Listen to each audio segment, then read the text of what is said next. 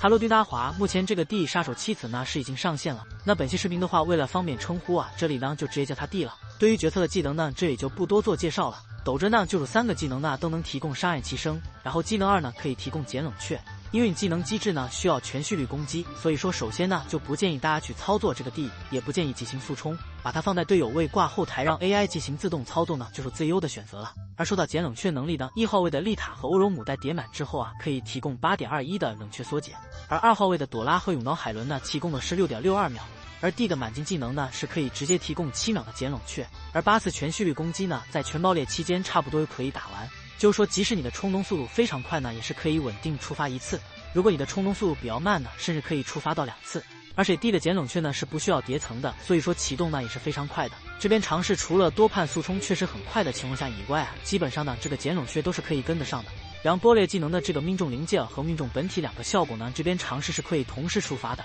但在已经获得 buff 情况下，带取攻击呢是不会刷新 buff 持续时间的。而冲锋方面呢，因为 D 啊需要全蓄力攻击，所以说呢并不能进行速冲，所以呢也不用指望 D 提供太多的充能速度。而杀害方二奶奶搭配小黄帽爱丽丝双狙击双穿透的阵容的情况下 ，D 的伤害呢理论啊是要比丽塔高一些的。但看了一些大佬的测试，爱丽丝在达到22发子弹以上搭配丽塔的情况下呢，开大期间是可以做到不换子弹的。而使用 D 的情况下呢，爱丽丝就会因为少了这一部分子弹而进行换弹，所以实际伤害呢并不会像想象中高那么多，甚至呢有可能会变低。总之只看靶场的情况下呢，二者并没有会有非常大的差距。而 D 呢还比丽塔少了一个修掩体的功能，因此个人感觉呢，无论是 D 还是丽塔呢，这二者的就业环境应该还是会非常稳定的。比较危险的呢反而是涡轮母、朵拉和有软海伦这3个角色。而养成方案呢，因为 D 的技能2它的减冷却呢是会随着技能等级而提升的，而且3个技能呢均能给队伍提供增伤，所以大家呢可以使用7G7的军舰耐法，后续有资源呢可以点到10吃10。但因为 D 的技能提升幅度呢并不算是非常的大，所以建议各位呢可以点到8级或者9级技能就收手。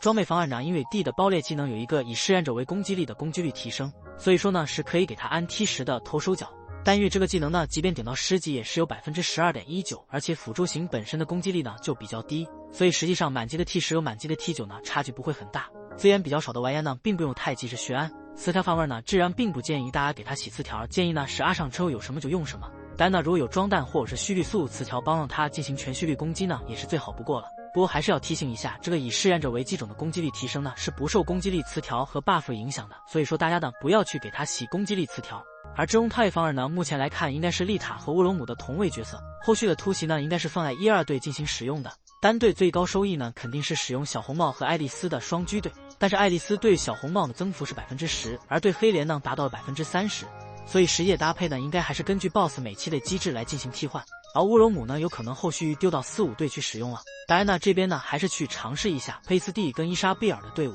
因为这2位角色爆裂持续时间呢是5秒，而丽塔的大招呢刚好持续时间是5秒，叠板飞地之后呢也确实可以正常的进行循环。不过这一队呢毕竟还是偏理论的状态嘛，所以并不建议各位呢去浪费资源去练。当然呢最后也是再总结一下 D 这个角色，因为这个角色呢是一个减冷却的1号位角色，而且呢有不错的增伤能力，所以呢确实算是在黑莲的卡池之后啊一张真正意义上建议全民去抽的卡。这里呢还是很建议各位有条件的玩家去拿一张的，而且距离单人突击的开启呢也没有几天了，求我的玩家呢也可以等人单突再看一下他的表现。喜欢本期视频的话，咱们就先要这么多吧，兄弟们，咱们下期再见了。